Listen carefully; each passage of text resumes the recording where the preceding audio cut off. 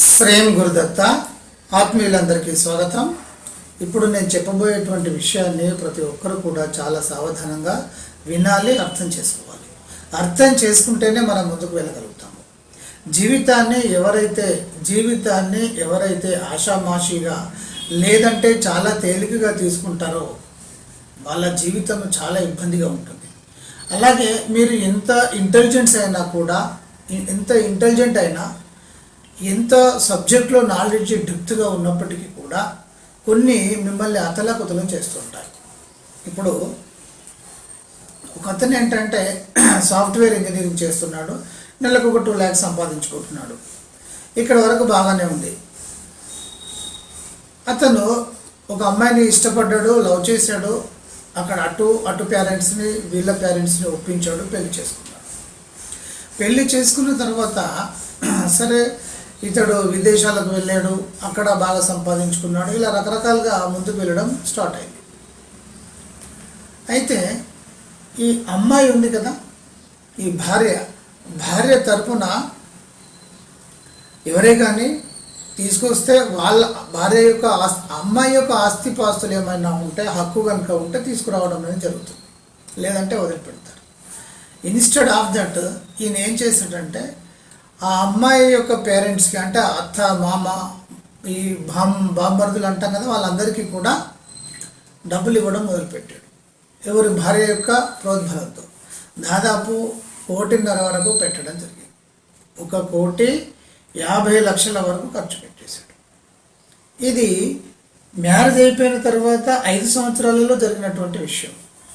5వ సంవత్సరంలో చక్కగా ఏంటంటే అమ్మాయి, నాకు ఈ అబ్బాయి వద్దు, నాకు ఇష్టం లేదు, ఈ వేరే ఏం కేసులు పెట్టలేదు, నాకు ఇష్టం లేదు, నాకు విడాకులు కావాలని చెప్పేసి కోర్టులో కేసేసి. ఈయన షాక్ కదా, అంతా చాలా బాగా చూసుకున్నాడు. సరే ఈయన దగ్గర ఉండకపోవడం అనేటువంటిది ఆ అమ్మాయి యొక్క కర్మ. సరే ఇలా జరిగింది.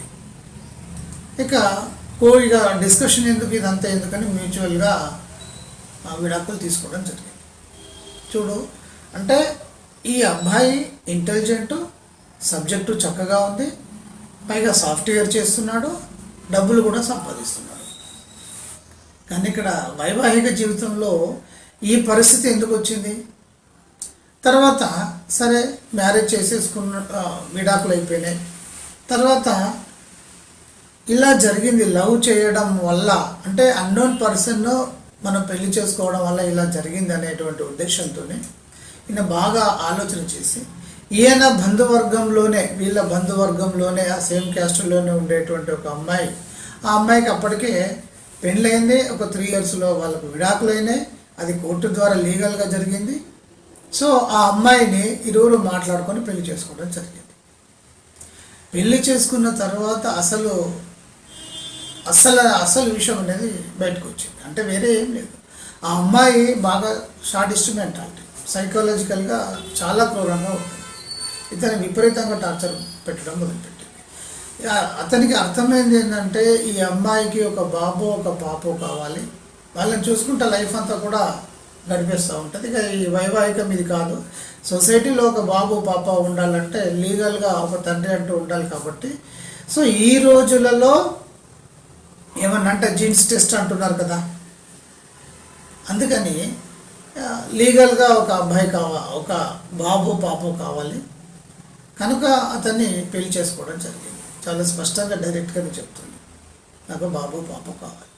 సో వీడికి పరిస్థితి అర్థమైపోయి ఇదంతా తలకాయ నొప్పి నాకు ఎందుకని చెప్పేసి ఆ అమ్మాయికి దూరంగా ఉండడం మొదలుపెట్టాడు.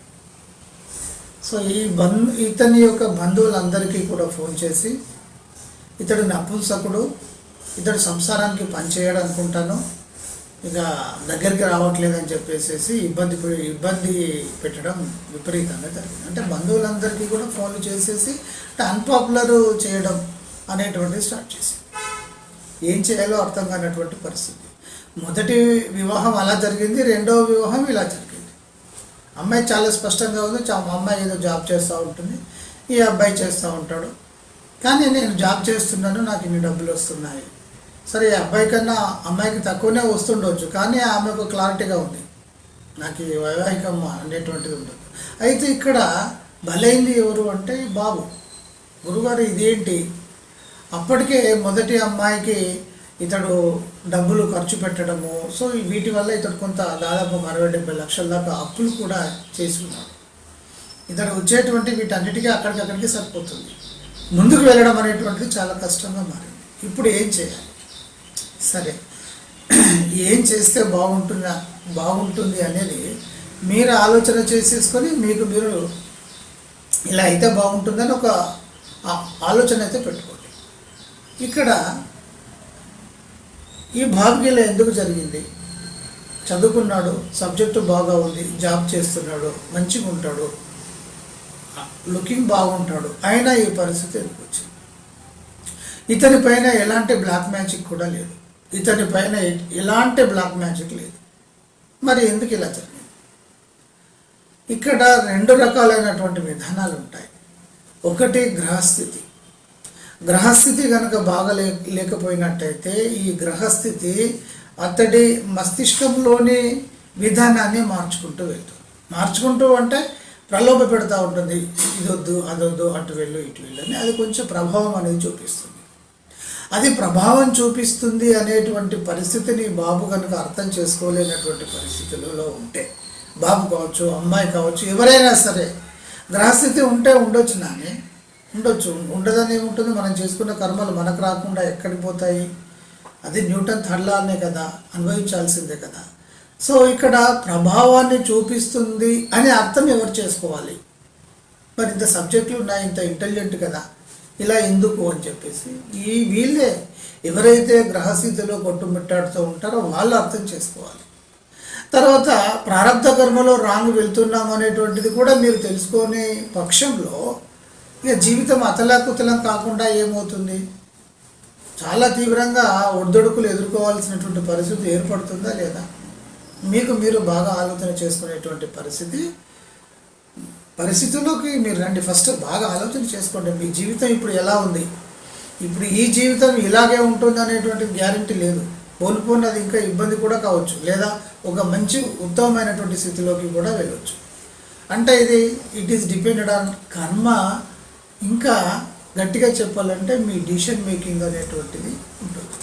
ఇది అర్థం చేసుకోవాలి, మీరు మాత్రమే అర్థం చేసుకోవాలి.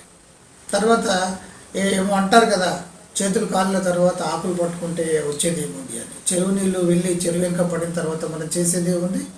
జరిగిపోయిన తర్వాత బాధపడడం కన్నా తెలివైనటువంటి వాడు అసలు జరగక ముందే పర్ఫెక్ట్గా ముందు చూపుతో ముందుకు వెళ్ళేటువంటి ప్రయత్నం జరుగుతుంది. ఇక్కడ గ్రహస్థితి మామూలు విషయం కాదు నాని. మన కర్మలు మనల్ని ఇబ్బంది పెడుతున్నాయి కనుక చాలా జాగ్రత్తగా, మరి గురుగారు ఈ గత జన్మ అనేది ఉందా, ఈ కర్మలు ఇవన్నీ నిజమేనా అని అనుకుంటే మరి అందరూ ఒకే రీతిలో ఎందుకు పుట్టట్లేదు? చాలా కామన్ థింగ్ కదా ఇది. మీరు లాజిక్గా ఆలోచన చేయండి. మనిషి అనేటువంటి వాడు పుడుతూ ఉంటాడు, ఒక ధనవంతుడిగా, బీదవాడిగా, రకరకాలైనటువంటి సైకాలజీ ప్రకారం ఎలా పుడతాడో.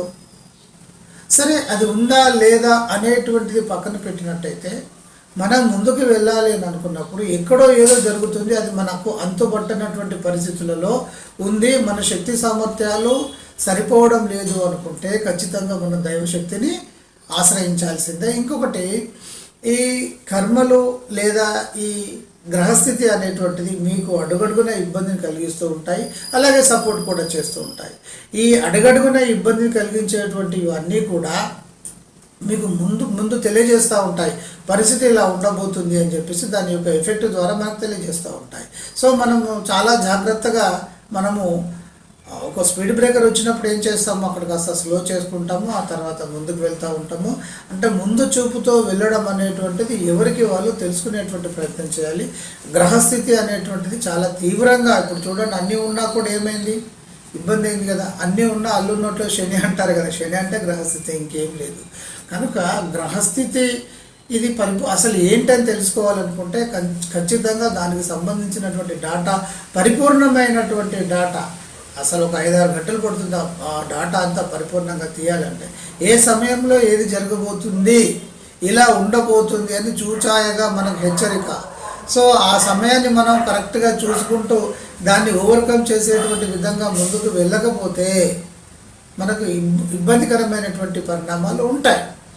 అయితే ఏది కూడా మనిషికి మానవుడే మహనీయుడు అన్నారు, ఇంకొకటి గట్టిగా మానవుడే మాధవుడు అన్నారు.